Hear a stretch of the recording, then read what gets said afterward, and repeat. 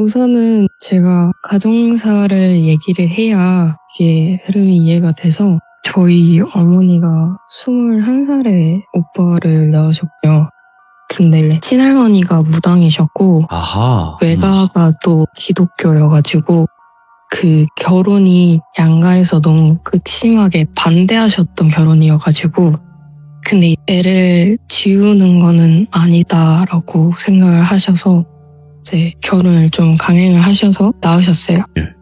근데 두 분이 결혼을 하고 난 이후부터는 친할머니도 외할머니도 양 집안에서 아예 연락도 받지 않으셨다고 해서 두 분이 모든 걸 좀 두 분이서만 아예 다 해결하셔야 했다고 해요. 예. 부모님이 그때 대학도 다니고 일도 하느라 바빴는데 아버지가 특히 친구들이랑 술 마시고 올 때마다 다른 사람인 것처럼 행동을 했대요. 원래도 다정한 사람은 아니셨지만 술을 마시면 좀 심한 성향이 있었다고 아하. 하더라고요. 그걸 오빠를 보면서 참고 지내시다가 원래는 친아버지 그 원룸 자취방에서 지내다가 오빠가 3살이 됐을 쯤에 새 집으로 이사를 가기로 했는데 이사를 한 일주일 정도 앞두고 나서 어머니가 저를 임신하셨다는 사실을 알게 되신 거예요. 근데 그때 좀 겁이 나셨대요. 애가 하나여도 버거운데 둘은 더 힘들지 않을까 싶으셔서 고민을 했었는데 그 무당이셨던 친할머니가 갑자기 태몽을 꾸셨다며 얘는 꼭 낳아야 된다고 고집을 그렇게 부리시더래요. 갑자기 찾아오셔서. 근데 그날에 갑자기 생활비까지 몇백만 원을 덜컥 주시기도 하시면서 이렇게 갑자기 이러시니까 어머니가 뭔가 불안했지만 이사도 가야 되고 두 분이서 애를 키우시다 보니까 형편도 좋진 않았어서 고민하시다가 그 돈을 밝기로 결정을 하신 거예요. 근데 그날 밤에 아버지가 또 친구들이랑 술을 마시고 들어왔는데 들어오자마자 오빠를 보고서는 너만 아니었어도 내 인생이 이러지 않았을 거다 이러면서 표현을 좀 하셨고 어머니가 그걸 온몸으로 막으시다가 안 되겠다 싶어서 오빠를 데리고 도망가려던 순간에 아버지가 엄마를 계단에서 밀치고 오빠를 끌려다가 갑자기 기절을 하신 거예요. 그러다가 같은 빌라단지 사람들이 신고를 해가지고 엄마랑 오빠를 구급차로 이렇게 보내고 오빠는 그때 생사가 불분명한 상태였다고 합니다. 심각했구나, 상황이. 그래서 그 친할머니께 받았던 그 돈이 오빠 치료비로 다 들어갔고 그 날을 기준으로 오빠가 이상한 것들을 보기 시작했다고 해요.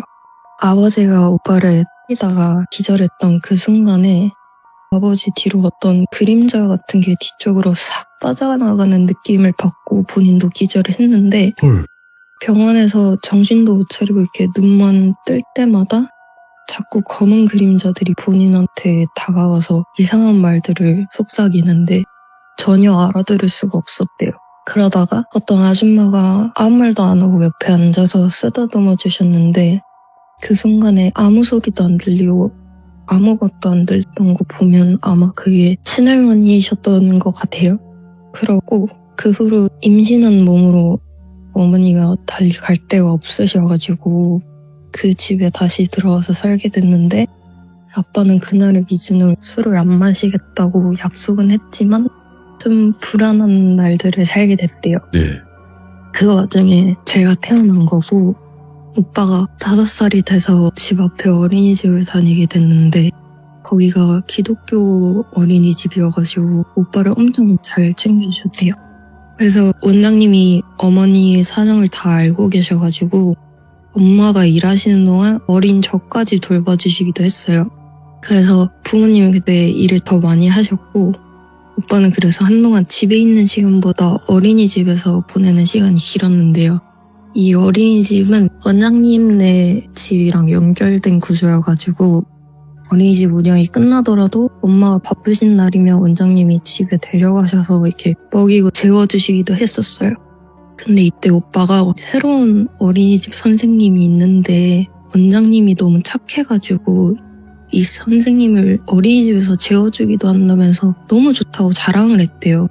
근데 오빠가 말하는 이 선생님의 특징을 들을 때마다 엄마는 그런 사람이 있었나 생각이 들 정도로 전혀 본 적이 없는 사람 같았대요. 그 특징을 보면 그 선생님은 맨날 하얀 옷만 입어. 재밌지? 그 선생님은 이상한 냄새 나긴 하는데 그래도 좋은 사람 같아. 맨날 내 옆에서 나랑 같이 놀아줘. 저번에 태진이가 나를 때렸는데 그 선생님이 혼내줬어. 이런 얘기를 하는데 똑같은 옷을 입는 건 뭐 일하는 복장이겠거니. 예. 이상한 냄새는 뭐 오빠가 냄새에 예민해서 그렇겠거니. 막 이러면서 오빠가 말하는 모든 내용을 대수롭지 않게 여기시면서 넘기셨다고 해요. 근데 하루가 다르게 점점 오빠 어린이집에서 사소하게 다치는 날이 많아지니까 이거 뭐하다 다쳤어? 왜 다쳤어? 물어볼 때마다 하얀 선생님이랑 놀다가 하얀 선생님이 내가 잘못해서 혼내신 거야. 괜찮아. 이렇게만 말을 하니까 답답해서 엄마가 어린이집에 전화를 하셨대요. 원장님 너무 감사한데 하얀 옷 입은 선생님이 오빠를 퉁퉁이를 할게요. 퉁퉁이를 혼내시는 게 좀 과한 것 같다. 내 팔에 멍도 있고 발톱도 깨져 있고 다리도 까져서 이렇게 오니까 너무 속상하다 이렇게 말씀을 드리니까 원장님께서 하얀 선생님이 누구시지? 퉁퉁이 반 선생님한테 말씀드려볼게요. 퉁퉁이 워낙 예뻐하셔서 그런 거 상상도 못했는데 이런 반응을 하시더래요. 그러게. 하얀 옷이라고만 네. 하니까. 네, 근데 좀 더 주의 깊게 살펴보신다고 하셔서 그냥 믿고 알겠다고 하시는 수밖에 없었대요. 워낙에 일이 바쁜데 맡아주시는 데가 잘 없으니까. 근데 자꾸 상처가 계속 생겨오니까 엄마가 너무 화가 나신 거예요. 그래서 하루는 일을 안 가고 엄마가 어린이집에 오빠랑 저를 데려다 주는 김에 그게 누군지 봐야겠다 싶으셨대요. 그래서 어린이집 가서 원장님한테 오늘 퉁퉁이 선생님이랑 얘기를 좀 하고 싶어서 왔어요. 이러니까 퉁퉁이반 선생님께서 오셔서 이렇게 말씀을 나누게 됐는데 아무리 대화를 나눠도 오빠네 반, 해바라기 반, 무궁화 반 선생님 중에서 매일 같은 옷을 입는 분도 없을 뿐더러 하얀 옷을 입고 일을 하다 보면 이렇게 애들을 케어하다 보면 뭐가 묻고 더러워져서 선생님들이 분홍색이나 다른 밝은 색 계열만 입으신다고 하시니까 도저히 알 수가 없었던 거예요. 그래서 오빠를 불러가지고 여기서 하얀 선생님이 누구야? 이러니까 오빠가 갑자기 손톱을 물어뜯으면서 막 눈을 이리저리 불안해하듯이 흔들면서 안 되는데 엄마 그거 비밀이야. 이러면서 엄마 무릎에 앉아있던 애가 갑자기 벗어나서 도망을 갔다고 해요. 뭐야? 여기서 엄마가 하얀 선생님은 존재를 하질 않는데 오빠가 거짓말을 한다고 생각을 하셨대요. 엄마가 또 모태신앙이시다 보니까 그런 걸 본다는 걸 아예 안 믿으신 거예요. 그래서 선생님께서 그 상황을 보시다가 어머니 제가 혹시나 해서 말씀드린 건데 혹시 퉁퉁이가 혼잣말을 많이 하는 거는 알고 계신가요? 하면서 오빠가 평소에 허공에 대고 혼잣말을 한다든지 누구랑 손을 잡고 걷듯이 이렇게 팔을 들고 걷는다든지 그냥 갑자기 넘어진다든지 하는 일이 좀 있었다고 말씀을 해주시는 거예요. 근데 이게 엄마는 너무 당황스러운 거죠. 어린이집 수첩이나 뭐 전화로 얘기를 했을 땐 이런 걸 말씀을 안 해주시는데 제가 그걸 어떻게 아냐 이렇게 따져드니까 원장님께서 이런 걸 말씀하시는 걸 너무너무 싫어하신대요. 그래서 어머님이 오신 김에 말씀을 드린다 하면서 정말 죄송한데 다른 종교의 힘을 빌려보시는 건 어떠세요? 이렇게 되게 조심스럽게 물어보셨대요. 예. 근데 어머니는 모태신앙이시니까 근데 무당 아들이랑 결혼하는 것만으로도 질타를 받으셨는데 무당을 찾아가서 도움을 받게 되면 또 그게 문제가 될까봐 너무 무서우셨대요. 그렇게 고민을 하다가 잠드셨고 다음날이 됐는데 그때가 겨울이었고 눈이 너무 많이 와가지고 사장님이 차 사고가 났다고 하시면서 오늘은 일하러 안 와도 될 것 같다라는 연락을 받게 됐고 그래서 저랑 오빠를 데리고 집 앞 포장마차에 떡볶이를 사러 가다가 돌아오시는 길이었어요.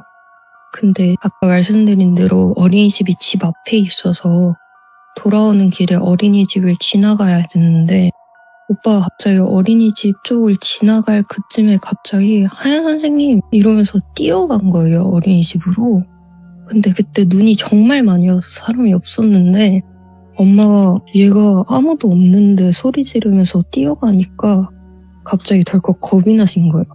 그래서 엄마 오빠를 잡으려고 퉁퉁아 어디가 하는데 오빠가 뛰다가 갑자기 멈추더니 다시 뒤돌아서 엄마한테 뛰어오면서 엄마 쉿, 쉿 이런 제스처로 달려와서는 엄마 집에 가자 이러면서 갑자기 웃으면서 본인 팔을 이렇게 잡아 끌었대요. 예. 그렇게 집에 도착을 했는데 오빠가 계속 혼자서 맞아 이러면서 갑자기 혼자 막 이해가 안 되는 그런 수긍을 하든 대화를 하듯이 막 웃으면서 있었대요. 그래서 엄마가 여기서부터 이거 진짜 뭔가 불안하다 이 생각이 계속 드셔서 저를 재우고 이제 수소문해서 무당집을 정말 찾아봐야겠다 이러면서 고민을 하고 계셨는데 갑자기 제가 그 어린애가 경기를 일으키면서 막 오니까 급하게 달리려고 하는데 전혀 진정이 안 되더래요. 그래서 엄마는 제가 잘못될까봐 겁이 나서 무당집이고 뭐고 다 까먹고 바로 병원으로 뛰어가려고 했는데 갑자기 오빠가 엄마를 붙잡고 엄마 내가 그랬어. 난 나 괜찮아 하면서 달래주는데 제가 갑자기 오빠가 달래주는 그 타이밍에 우는 걸 뚝 그치고 괜찮아지더래요. 근데 엄마는 이게 아예 이해가 안 되는 거예요. 그래가지고 엄마가 이 상황에 바로 패닉이 와가지고 오빠한테 퉁퉁아 하얀 선생님이 누구야? 엄마한테 말해야 돼. 엄마 그 선생님 본 적이 없어. 누구야? 이러면서 소리를 치면서 막 우셨대요. 그랬더니 오빠가 엄마 비밀인데 진짜 비밀인데 미안해 이러면서 오열을 하더니 엄마 울지 말고 얘기하라고 제발 얘기하라고 하고 소리쳤더니 오빠가 부엌을 가리키면서 저기 내가 같이 가자 그랬어 미안해 하면서 막 울었대요. 엄마가 이걸 듣자마자 그 눈 오는 날에 신발도 안 신고 오빠랑 저를 안고 그냥 바로 뛰어나가서 걸어서 1시간이나 걸리는 친할머니네로 택시도 못 잡고 그냥 바로 뛰어가셨대요. 친할머니네 도착하자마자 친할머니가 엄마가 올 걸 알고 계셨다는 듯이 그 문 앞에서 기다리셨다고 하더라고요. 그리고 엄마를 보자마자 할머니가 아휴 하면서 빨리 들어오라고 하면서 들여보내주셨고 그간의 일을 쭉 설명을 했는데 할머니가 들으시더니 나는 글쎄 안 보인다? 난 해줄 수 있는 게 없어. 계속 이 말만 하셔서 엄마가 울분을 토하면서 그런 게 어딨어요 어머니. 애가 이상한 걸 본다고. 집에 있다잖아요. 무당이라면서요. 이러면서 막 울부짖으면서 도와달라고 무릎 꿇고 비셨대요. 근데 끝까지 할머니가 난 안 느껴져. 내가 해줄 수 있는 게 없다. 난 모르겠다. 이러면서 큰 칼 같은 걸로 오빠를 툭툭 치시더니 내가 할 수 있는 게 이거밖에 없다. 이러고 내보내셨대요. 이유가 있을 것 또 같다. 엄마는 눈이 이렇게 오는데 아무것도 못 해주시고 너무 절망적이셨던 거예요. 그래서 부당이고 뭐고 모르겠다 진짜 모르겠다 이러면서 저희를 봤는데 저는 얼굴이 시퍼레져 있고 오빠도 엎혀왔지만 좀 기진맥진하고 집은 또 뭐가 있다고 하니까 무서우니까 이제 병원으로 가신 거예요. 그래서 아빠가 퇴근할 때까지 병원에서 기다리고 계셨는데 아빠가 오고 상황을 얘기를 했더니 여기저기 아빠가 전화를 막 돌리시고 절에 한번 가보자 이래서 지방에 있는 절에 가게 됐대요. 근데 어떤 스님이 오빠를 보시고는 당분간 좀 절에서 지내보시는 게 어떻냐. 아버님은 괜찮으시고 아들이랑 딸이랑 어머니랑 다 절에서 지내시는 게 나을 것 같다. 이렇게 말씀을 하셔서 아빠는 계속 집에 계시면서 다른 무당집들을 계속 가보면서 도움을 요청을 했지만 다른 집도 똑같이 자기가 해줄 수 있는 게 없다는 말만 하셨대요. 결국에는 이렇다 할 결론은 없고 그 절에서만 한 달을 넘게 지내게 됐대요. 근데 오빠가 절에서 하루 종일 뛰어놀면서 평소처럼 막 혼잣말을 하지도 않고 이래서 뭔가 괜찮아졌나 싶어가지고 잘 지내고 있었는데 갑자기 번뜩 어머니가 오늘은 집에 가야겠는데? 이 생각이 들어서 스님께 말씀을 드렸더니 이제 내려가 보셔도 된다 해서 그날 집에 돌아가게 됐다고 해요. 근데 집에 돌아갔더니 아무래도 아빠 혼자 일 집 반복하다 보니까 집이 너무 관리가 안 돼 있어서 청소를 하는데 오빠가 응? 이건 뭐야? 하고 문에 뭔가를 가리키더래요. 보니까 처음 보는 부적이 현관문에 길게 붙여져 있고 방마다 부적이 붙여져 있었대요. 그래서 오빠가 이거 떼도 돼? 하는데 뭔가 불안해서 안 된다고 아버지한테 전화를 했더니 스님께서 주신 거니까 붙여놓자 하고 지내게 됐대요. 그렇게 3년 동안은 아무 일 없이 잘 지내게 됐대요. 아버지도 술 아예 안 드셨고 두 분이서 대학을 그냥 관두시고 취직을 하시면서 예전만큼 좀 힘든 생활에서 벗어나서 잘 지내게 됐대요. 그때가 제가 5살쯤이 됐었는데 네. 아버지가 갑자기 친구 따라 노름을 하러 가셨다가 그 노름에 빠지신 거예요. 아이고. 그래서 그때 약속했던 걸 다 잊으시고 잦은 술자리가 생기고 그 잦은 술자리로 인해서 더 심한 폭력에 시달리게 됐어요. 근데 이때 어머니가 집을 나가셨어요. 아, 그냥? 네, 저희를 두고. 얼마나 힘드셨으면 그랬을까 싶긴 한데, 예. 네, 또 지금의 제 나이보다 어린 나이시거든요, 그때가. 그래서 집을 나가셨고 10번만 지나면 돌아올게 했는데 10달이 지나도 돌아오지 않으셨거든요. 그래서 오빠가 학교에서도 왕따를 좀 심하게 당했고 초등학교에 가야 하는 어린애가 학교에 가는 대신에 어린이집에 가서 저랑 시간을 보내는 게 더 행복했다고 해요. 예. 근데 그러다 아빠가 노름에서 돈을 왕창 잃고 들어왔는데 오빠한테 너 때문에 엄마가 나간 거야 라는 말을 해서 오빠가 열받아서 부적을 다 떼버렸대요. 예. 왜 뗐냐면 사실 오빠는 그 어느 순간부터 하얀 선생님이 이 세상 사람이 아니라는 걸 알고 있었고 절에 갔다가 돌아와서 부적이 생긴 이유로 못 보게 됐다는 것도 알고 있었다고 해요. 근데 엄마가 그날 울부짖으면서 그 선생님 보면 안 된다고 했던 게 생각이 나서 그래서 안 뗐던 건데 엄마도 나왔고 아빠도 막대하니까 본인이 위험할 때 자기를 구해줬던 그 선생님이 너무 보고 싶었던 거예요. 그래서 그 부적을 뗐고 그날에 오빠가 내가 이렇게 힘들어도 난나는 죄가 없으니까 난나한테 밥 해줘야지 이러면서 가스레인지에 프라이팬을 올리고 기름을 부었는데 그 순간에 그 하얀 선생님이 다시 보이기 시작한 거예요. 근데 그때 오빠 기억 속의 하얀 선생님은 너무나도 착한 이미지와 아름다운 분위기를 가진 선생님이었던 것 같은데 예. 부적을 떼고 나서 마주친 얼굴이 하얀 옷이 아니라 뭐에 탄 듯이 퀴퀴하게 변해 있었고 자꾸 웃고 있는데 그 눈과 귀가 닿을 듯이 찢어진 그 미소에 역겨운 냄새까지 순간적으로 너무 소름 끼치는 느낌이 들어서 딱 뒤를 돌아봤는데 그런 얼굴의 선생님이 계셨던 거예요.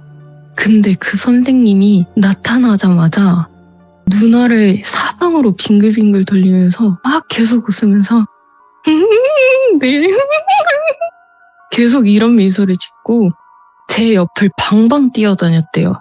오빠가 아니라 방에 있던 제 옆을 그냥 계속 방방 뛰면서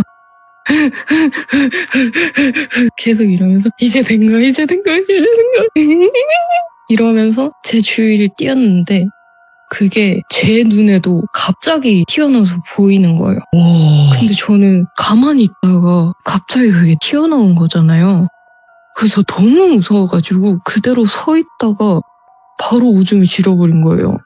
저 6살이었는데 그 순간에 제가 오줌을 지리고 오빠가 그걸 보자마자 떨리는 소리로 어떡해 이러면서 다급하게 부적을 찾아서 붙이려고 했는데 그 선생님이 왜 어른이 애 뒤에 서서 허리를 숙여서 얼굴을 보려고 하면 뒤집혀서 보이잖아요. 그러면서 그 자세로 뭐? 그거? 그거 이제 안 돼. 그거 안 돼. 이제 안 돼. 이러면서 계속 깔깔거리면서 웃었대요. 근데 오빠가 그 순간에 머릿속이 새하얘졌다가 도망가야 돼. 도망가야 돼. 이 생각밖에 안 들어서 제 손을 잡고 뛰려고 했는데 제가 너무 놀라서 움직이지를 못하니까 움직이라고 난 내가 뛰어야 돼 하는데 그 선생님이 아니야 아무데도 못 가 아무데도 못 가 아무데도 못 가 아무도 못 가 아무도 못 가 아무도 못 가 이러면서 웃다가 정색했다가 이러면서 계속 방방 뛰다가 갑자기 제 뒤에 멈춰서서 내 거야 이러면서 그 얼굴을 제 얼굴에 딱 붙이고 비비는데 그 차가운 감촉에 그 흉측한 얼굴이 아직도 안 잊혀져요. 그 얼굴에 제가 놀래서 여기서 기절을 해버렸거든요. 기분도 얼마나 더러웠을까 그게. 그래가지고 오빠가 기절한 절 보자마자 정신이 번쩍 들어가지고 야! 하면서 소리를 치는데 그 귀신이 절 붙잡고 일으키더니 내 거 하면서 제 몸을 안고 막 비볐대요 자기를. 근데 그 옆을 보면서 오빠가 눈에 보이는 게 후라이팬밖에 없으니까 그걸 들어가지고 그 사람한테 내리치려고 했는데 거기 뿌려져 있던 기름이 제 온몸에 뿌려지고 그 순간에 그 영가가 소리를 치면서 쌍욕을 하고서는 내 건데 죽여버릴 거야 이러면서 오빠한테 막 달려들었대요. 그때 오빠도 순식간에 기절을 해버렸고 둘 다 눈 떠보니까 병원이었고 옆에 엄마가 계셨던 거예요. 이제 엄마 시점으로 다시 돌아가면요. 예. 엄마는 집을 나가고서도 계속 저희 생각 때문에 잠도 안 오고 불안한 마음만 계속 커지셨대요. 아 그럼요. 근데 아버지가 엄마가 나갔는데도 불구하고 어떻게든 찾아내서 계속 찾아가서 때리셨대요.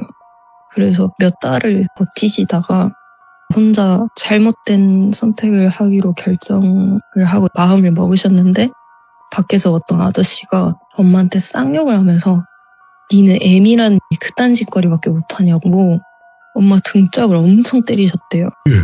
근데 그때 엄마가 아무 생각도 안 들고 따지지도 못하고 그냥 눈물만 나와가지고 길거리에서 펑펑 울었는데 그 아저씨가 그럼 엄마를 계속 달래주면서 그러면 안 되는 거라고 막 혼내셨대요. 근데 그 아저씨가 갑자기 지금 니네 자식들이 얼마나 무섭겠냐고 당장 가서 데려와도 모자랄 판에 니만 살겠다고 나오면 어떡하냐 이러시는데 엄마가 그 말을 듣고 그냥 아무 생각도 안 들고 무조건 애들을 데리고 와야겠다. 그래서 본인이 너무 큰 잘못을 하고 계시다는 걸 깨닫고서 바로 그 자리에서 택시를 타고 출발을 하셨대요. 잘하셨다. 근데 그때 잘하셨어. 아저씨가 같이 와주셨고 근데 집에 도착을 해서 너무 긴장되는 마음으로 문을 열자마자 갑자기 쾅 소리가 나면서 눈앞에서 오빠가 뒤로 날아가더래요. 그러면서 오빠가 기절하는 순간을 보게 됐고 제가 들어가니까 제가 땅바닥에 누워서는 오줌이랑 막 이상한 기름 같은 거에 범벅이 돼 있고 쓰러져 있는 걸 보자마자 그 아저씨가 구급차 불러! 이러면서 소리를 쳤고 엄마는 구급차 전화하고 정신을 못 차리고 계셨는데 옆에 계시던 아저씨가 허공에 대고 막 쌍욕을 하면서 주먹질을 해대셨대요. 근데 엄마가 그걸 보면서 이게 뭔지 정신이 하나도 없고 애들은 기절을 해 있고 그래서 심장이 쿵쿵쿵쿵 뛰어가지고 귀에서는 계속 그 심장 소리만 들렸는데 근데 그 와중에 은연중에 내 건데 이 소리가 엄청 작게 희미하게 들리더래요. 그래서 엄마도 그때 직감하셨대요. 이거 그 선생님인가 보다 이 생각이 들어가지고 우선 구급차를 타고 병원에 가게 됐고 어머니가 진정을 하시고 나서 아저씨한테 감사하다. 앞으로는 애들이랑 셋이서 잘 살아보겠다. 이렇게 말을 했는데 아저씨가 그래 잘했다. 내가 다 얘기는 못 해주는데 애초에 그 망할 것이 난나가 가지고 싶었던 거라고. 니도 그게 이제 뭔지 알지? 그거 산 거 아니다. 퉁퉁이는 기가 워낙 세서 지 손으로 계속 못 건드렸을 거고 주변을 계속 괴롭혔을 거야. 애 아빠 봐라. 지가 나쁜 생각하니까 자꾸 짓고여들지. 그러면서 걔 집안에 무당 있지? 이러면서 모든 걸 알고 계시더래요. 이야, 예. 그래서 엄마가 너무 소름이 돋아가지고 어떻게 하셨냐 했더니 내가 자세히 얘기 못 해주는데 너 말해줘도 못 믿을 거고 말도 못 해주는데 그 그 무당은 애들 못 마주치게 해. 난나는 절대 무당이랑 엮이지도 말아야 되고 마주쳐서도 안 되고 그냥 그 근처에 가지도 마. 차라리 바다 있는 데로 도망가서 살아. 이러면서 저를 엄청 걱정을 하시더래요. 그리고 앞으로 아들은 뭘 봐도 문제가 없을 건데 저는 너무 위험하다고. 그러니까 애들 잘 키워야 된다. 난나는 그릇이다. 이러고 토닥여주고 가셨대요. 근데 엄마가 지금까지도 그분이 어디서 나타났는지 뭐 하시는 분인지 아무것도 모른대요. 예. 그리고 그날 당장에 엄마가 저랑 오빠랑 입원해 있을 때 짐을 싸고 바로 나오셨고 저희는 그렇게 바다가 있는 지방에 가서 살게 됐어요. 와, 그렇게 일단 이 에피소드는 끝이 나는 거네. 일단은. 네. 아, 난나님 지금 어느 정도 수준이냐면요. 이 경악을 넘어서 이런 사연이 존재했구나. 지금까지 시들물을 거진 8년 정도 진행을 했는데 네. 이 숨죽인 정도가 아니라 온몸이 차가워지는데 이거? 다행입니다. 아니 보통 얘기가 아니에요. 이거 진짜 10년에 한 번 나올까 말까 하는 정도의 이야기예요 이거. 제가 시참을 계속 할 건데요. 와 이거 참. 이제 계속 아이를 제가 먹어가면서 예. 상황이 심각해져서 그래서 제가 해외에 나와서 살게 된 거거든요. 아, 아예 물 건너 가셨구나 그냥.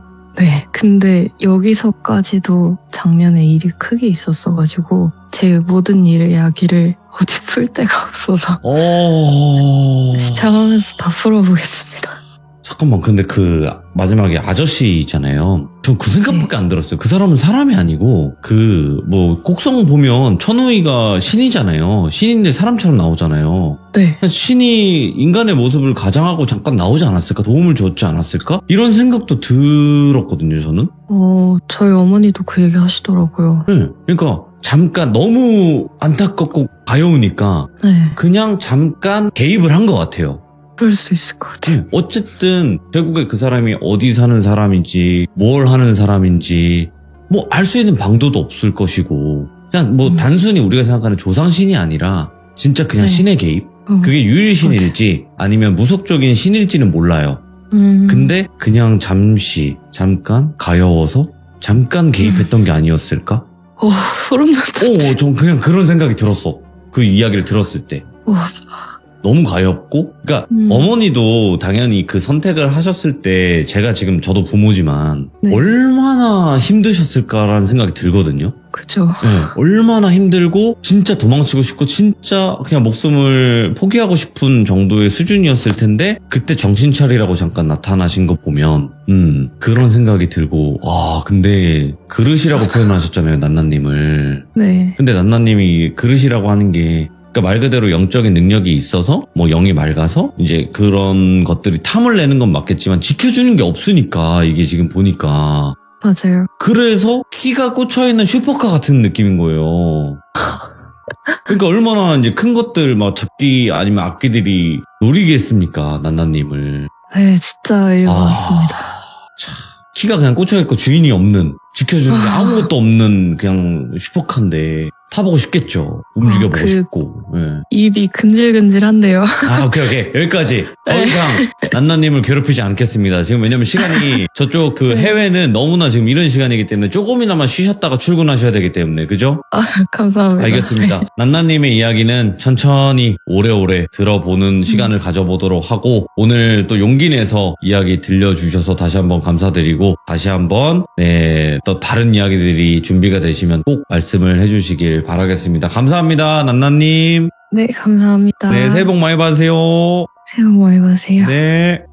10년에 한 번 나올까 말까 하는 이야기예요, 이거. 공포 쪽 판에서는요, 이 정도 급의 이야기는요, 진짜 10년에 한 번 나올까 말까? 홈파님 생각도 많이 났는데 결이 조금 달라요. 홈파님 쪽은 무속 쪽에서 파워가 강한, 그러니까 좀 답을 알고 있는 이런 쪽이 좀 강했다면 이쪽은 위태로워요. 그러니까 뭔가 누군가 도와줄 사람이 없었어. 정말 좀 악한 귀신이 집에 들어왔는데 마땅히 도와줄 사람이 없었어요. 그게 너무 달랐거든요. 홈파님의 이야기랑은. 그래서 진짜 숨죽이면서 들은 게 아니라 손이 지금 차가워졌어요. 정말로. 손발이 차가워지고 소름은 계속 쫙 쫙 끼치고, 이거 아마 저 말고도 모든 분들이 그렇게 들으셨을 거라고 생각하고, 연기를 보여주셨잖아요. 연기지만 이건 연기가 아닌 게 그때 듣고 본 거를 그대로 말씀을 해주신 거기 때문에 이건 연기라고 생각이 안 들었어요, 저는. 그래서 숨막히는 이야기였습니다. 이거는 진짜 누가 공포 짬이 있으신 분들도 소름이 안 끼칠 수가 없는 그런 레전드 이야기가 아닌가 생각이 됩니다. 시청해주신 모든 분들 감사드립니다. 고맙습니다.